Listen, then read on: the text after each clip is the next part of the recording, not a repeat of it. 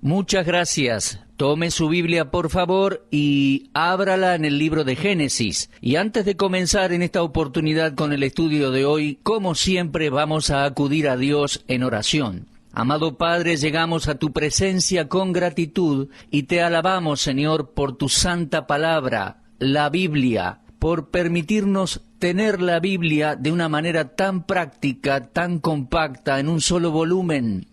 Gracias porque podemos leerla y aún tenemos audición para escuchar este mensaje. Señor, pensamos en aquellos que son ciegos o sordos y no tienen ese privilegio.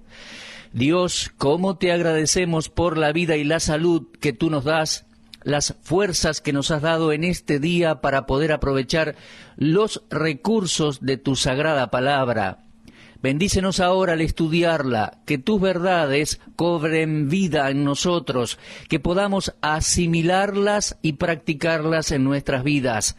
Te lo pedimos, Dios, en el nombre del Señor Jesucristo. Amén.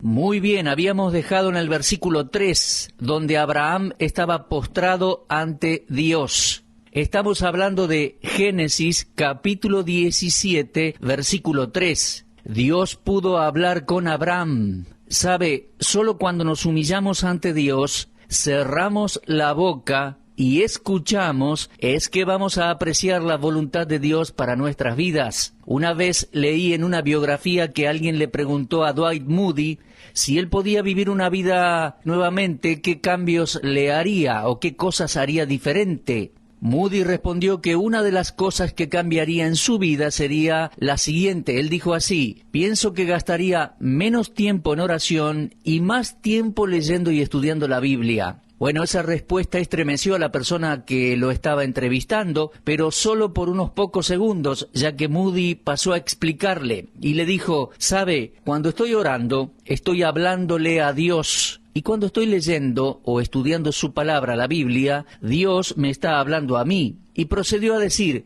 he llegado a un punto en mi vida en el que creo que necesito escuchar más a Dios de lo que Dios necesita escucharme a mí. Lo que Dios me dice es más importante al fin y al cabo que lo que yo le diga a Dios. Bueno, frecuentemente hemos hablado de la importancia que la oración tiene en nuestras vidas y no queremos menospreciarla hoy. Pero es interesante lo que Dwight L. Moody respondió: creo que debemos escuchar más y mejor a Dios. Así que Abraham se encontraba inclinado ante Dios y permaneció en silencio, porque en el versículo 3 leemos que Dios le estaba hablando a Abraham. Eso me gusta, me llama la atención. ¿Se da cuenta? Cuando Dios le habla a una persona, siempre es para el bien de esa persona. Mi amigo, sería muy bueno si todos escucháramos cuando Dios habla. Ahora, Dios iba a hablarle a Abraham y Abraham estaba allí para escucharlo. Y ese es el valor y la importancia de sentarse en silencio a leer y estudiar la Biblia. Pero necesitamos recapacitar en esa inmensa necesidad personal. Dios nos está hablando, mi amigo. Y ahora, ¿qué tiene para decir? Bueno, vamos a ver allí lo que le dice Dios a Abraham. En el versículo 5 leemos: no se llamará más tu nombre Abraham, sino que será tu nombre Abraham, porque te he puesto por padre de muchedumbre de gentes. Lo que Dios hizo aquí fue agregarle una letra al nombre de Abraham. De repente Dios le cambió allí el nombre, es como si le hubiera puesto una sílaba más, diríamos en nuestro castellano, de repente como si fuera el respirar de Dios que le dio vida a Abraham. El respiro en la naturaleza de Dios trajo fruto a este hombre, que tenía más de 99 años de edad. Ahora, fíjese con el cambio de nombre, viene allí Abraham, y fíjese lo que Dios le dice en el versículo 5, le dice: te he puesto por padre de muchedumbre de gentes. Fíjese que está en tiempo pasado. Te he puesto por padre. ¿Por qué Dios lo puso así en tiempo pasado? Bueno, solo Dios puede hacer eso. Nosotros no podemos. Nosotros jamás podemos hacer una predicción o una promesa y ponerla en tiempo pasado como si ya se hubiera cumplido, porque nosotros no estamos seguros de que vamos a poder cumplir esa promesa. Pero como Dios es Dios, Él pudo dar la promesa y pudo ponerla en tiempo pretérito, en tiempo pasado, como si ya estuviera consumado. Fíjese con atención, por favor, lo que dice el versículo 5. Te he puesto por padre. Y otras versiones dicen, te he hecho padre. En mis viajes a través de los años me he encontrado con muchos predicadores que se jactan de que llegaron a ser lo que son como resultado de su propio esfuerzo. Bueno, a mí no me gustan esos hombres que, por decirlo de alguna manera, se hicieron a sí mismos, sino que prefiero encontrarme con personas a las que Dios formó y moldeó a través de los años. En el libro de Efesios, en el capítulo 3, encontramos un poco de la autobiografía de Pablo. Voy a leer algún versículo allí en capítulo 3 de Efesios. Comenzando con versículo 1, Pablo dice, por esta causa yo, Pablo, prisionero de Cristo Jesús por vosotros los gentiles, si es que habéis oído de la administración de la gracia de Dios que me fue dada para con vosotros, que por revelación me fue declarado el misterio, como antes lo he escrito brevemente, leyendo lo cual podéis entender cuál sea mi conocimiento en el misterio de Cristo, misterio que en otras generaciones no se dio a conocer a los hijos de los hombres, como ahora es revelado a sus santos apóstoles y profetas por el Espíritu, que los gentiles son coherederos y miembros del mismo cuerpo y copartícipes de la promesa en Cristo Jesús por medio del Evangelio, del cual yo fui hecho ministro por el don de la gracia de Dios que me ha sido dado según la operación de su poder. Por favor, preste bien atención allí a esa frase en el versículo 7, del cual fui hecho ministro por el don de la gracia de Dios. Eso sí que me gusta, mi amigo. Él dice, del cual fui hecho ministro, y por el don de la gracia de Dios. Algo parecido dice en Colosenses capítulo 1, versículo 23, fui hecho ministro. Pablo fue hecho ministro por Dios. Mire, la verdad es que estoy harto de personas que se jactan de cómo se educaron y cómo son buenos predicadores. Mis amigos, soy lo que soy por la gracia de Dios, y lo que tengo es porque Dios me lo dio. Y si he hecho algo que ha sido aceptable para Dios, es porque fui hecho ministro de Dios. Creo que en la actualidad tenemos a algunos ministros que Dios nunca los puso allí, y lo mejor va a ser que salgan del ministerio cristiano. Posiblemente hay algunos que Dios llamó y que deberían estar y no están.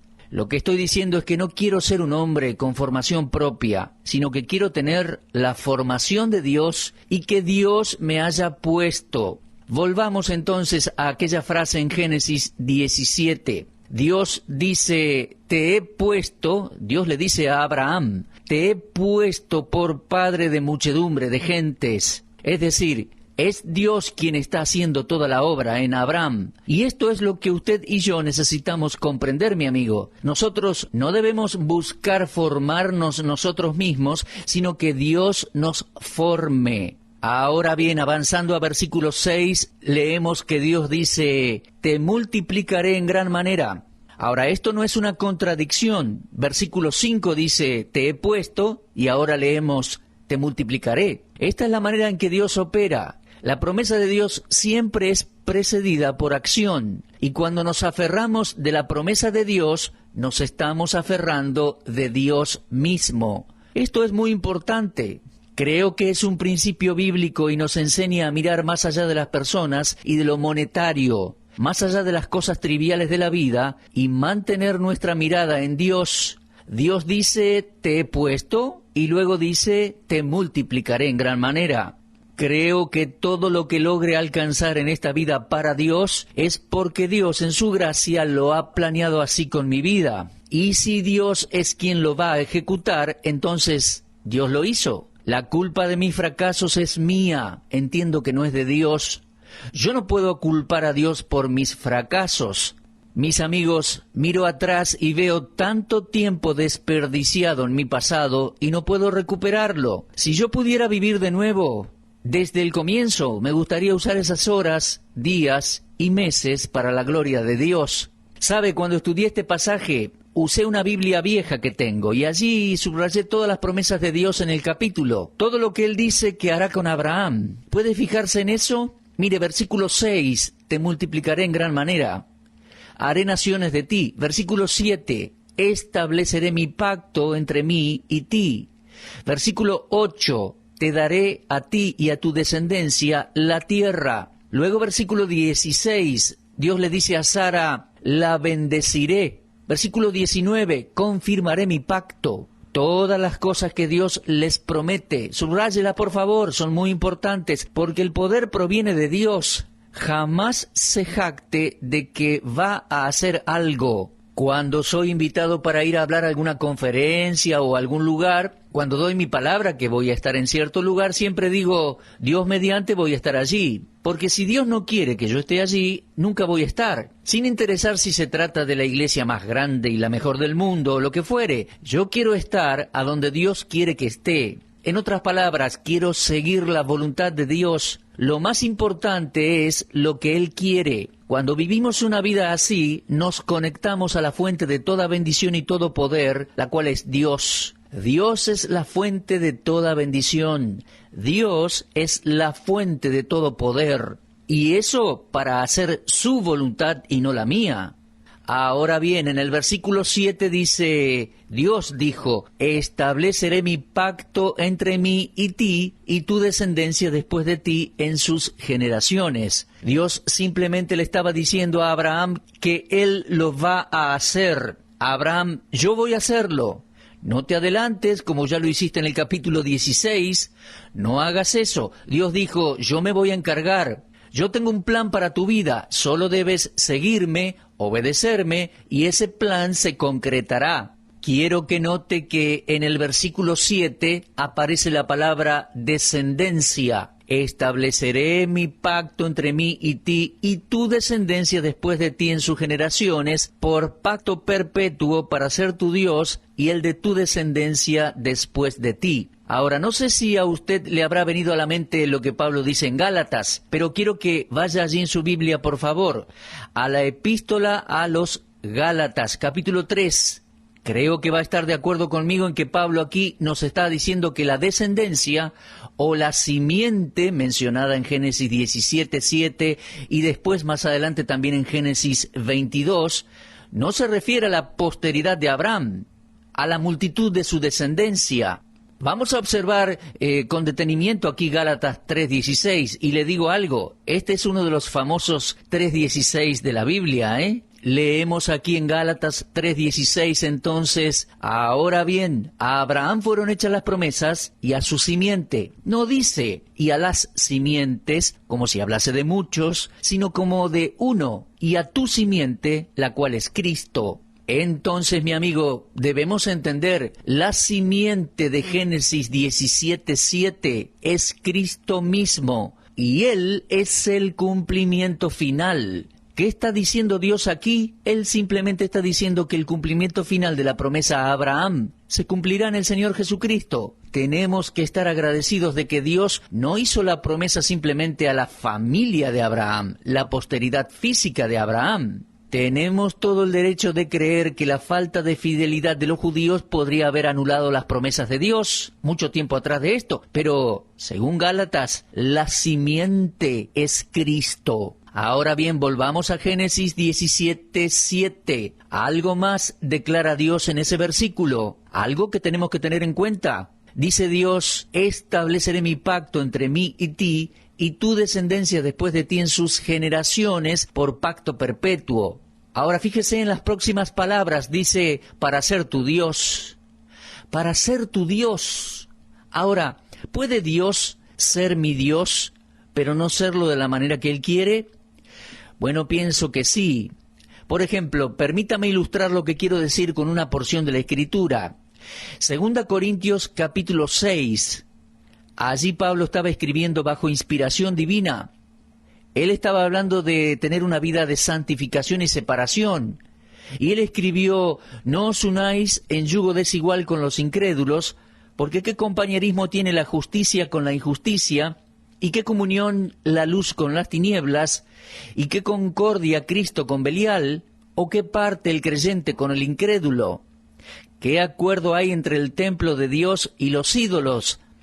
Porque vosotros sois el templo del Dios viviente. Como Dios dijo, habitaré y andaré entre ellos, y seré su Dios, y ellos serán mi pueblo. Por lo cual, salid de en medio de ellos, y apartaos, dice el Señor, y no toquéis lo inmundo, y yo os recibiré, y seré para vosotros por Padre. Ahora, Pablo le estaba escribiendo a creyentes. ¿Es que acaso Dios no era su Padre? Sí, Dios era el Padre de esos creyentes, pero no lo era en la manera en que Él quería serlo. ¿Por qué? Porque ellos no eran un pueblo apartado, no estaban viviendo una vida santa para Dios. Debían apartarse, salir del medio del mundo, para que Dios los recibiese como hijos en una relación de comunión. Dios le estaba diciendo a Abraham, quiero ser tu Dios. Cuando Lehmann Strauss era pequeño, mi padre no era el padre que él quería ser para conmigo, pero a causa de mi conducta. Recuerdo cuando era chico mi papá me castigaba no permitiéndome ciertas cosas. En alguna oportunidad me ha dicho, no vas a poder salir esta semana o tantos días. Yo quería estar afuera, quería jugar con mis amigos, pero mi padre no me lo permitía. En cierto sentido, él no estaba siendo un padre a la manera que él quería. A él no le gustaba tener que forzarme a que me quedara dentro o en cierta penitencia. Él sabía que yo quería estar afuera jugando, y yo quería estar afuera jugando. Él no podía ser un padre para mí de la manera o en el sentido en que quería serlo. Al criar a mis hijos también llegó el día en que tuve que comenzar con algunas restricciones y disciplinas. Muchas veces ellos querían hacer algo y yo los tenía que privar de eso. Yo no estaba entonces siendo el padre que quería ser, pero eso era causa de la desobediencia de ellos. Así que no pase por alto esta idea, no pase por alto la frase en el versículo 7. Génesis 17:7, Dios le dijo, quiero ser tu Dios, para ser tu Dios y el Dios de tu descendencia para siempre. Eso era lo que Dios quería. Ahora, si alguien hubiera objetado que Abraham en breve se saldría de la voluntad de Dios, el Señor hubiera dicho, yo soy el Dios de Abraham, no soy su Dios en la manera que quisiera serlo, pero soy su Dios. Mis amigos, cuando nosotros pecamos, como creyentes, nuestra relación con Dios no se rompe. Pero permítame decirle algo, mi amigo. Dios, entonces, no es el Padre que quiere ser para nosotros en muchas oportunidades, y eso a causa de nuestra desobediencia transitoria. Ahora bien, avancemos un poquito en Génesis 17 y leamos el versículo 8. Te daré a ti y a tu descendencia después de ti la tierra en que moras, toda la tierra de Canaán en heredad perpetua, y seré el Dios de ellos. Ahora fíjese que el versículo 8 dice, seré el Dios de ellos. En el versículo 7 leíamos, para ser tu Dios. Ahora aquí hay una diferencia. Dios ahora, en el versículo 8, promete darle la tierra a Abraham y sus descendientes. También promete ser el Dios de Abraham y el Dios de sus descendientes. La primera parte de la promesa es la tierra, algo palpable, algo que se puede tocar. La segunda parte de la promesa es algo invisible, no tangible. Y siglos después el pueblo de Israel se alejó de Dios y por mucho tiempo estuvieron separados de la tierra. Ahora, en el presente, están en la tierra, pero llegará el día en que Dios no solo los traerá físicamente a la tierra, sino que también los traerá espiritualmente a su persona. Van a reconocer a Cristo como su Mesías. Israel verdaderamente entonces poseerá la tierra en las condiciones de Dios. Ahora, mi amigo, el regalo nunca es mayor que la persona que lo da. Espero que usted vea eso. Dios dijo que le daría la tierra, pero Él quería ser su Dios. ¿Sabe una cosa? Creo que muchas veces nos enfocamos más en las dádivas de Dios, en los regalos de Dios, que en Él como dador. Pensamos más en el regalo en sí que en el que nos dio ese regalo. Y eso está muy mal. Yo aprendí de este contexto una lección vital. Dios ha sido muy bueno con nosotros. Nos ha dado vida hasta aquí y tantas bendiciones y capacidades. Provee para nuestras necesidades materiales. Provee para nuestras necesidades espirituales. Pero no nos enfoquemos en las cosas que Dios nos da. Son efímeras, transitorias. Enfoquémonos amando su persona. Yo quiero que mis hijos me amen, no por lo que yo hago por ellos, no porque trato de ser bueno con ellos. Quiero que me amen porque soy su papá, y quiero que me amen a causa de nuestra relación, no solo por lo que yo haya hecho por ellos. Esta es una lección que todos necesitamos aprender como creyentes. No debemos enfocarnos más en el regalo que en el dador del regalo. Ahora, por favor, preste atención que en Génesis 17:8 dice, te daré y te daré, y al final del versículo dice, seré, seré. Ahora, quiero que vea el contraste. Tenemos dos acciones acá. Una tiene que ver con las cosas materiales que Dios va a dar, y la otra tiene que ver con Dios mismo. Aquí dice, seré el Dios de ellos. Ahora, mi amigo, ¿qué le preocupa más a usted? ¿Lo que Dios le da o todavía no le dio? ¿O lo que Dios es para usted, mi amigo, y será para usted? Mire, yo confío en que Dios nos ha de proveer lo que necesitamos, tanto materialmente como espiritualmente, y eso todos los días de la vida. Eso yo lo sé, así que no debe preocuparme.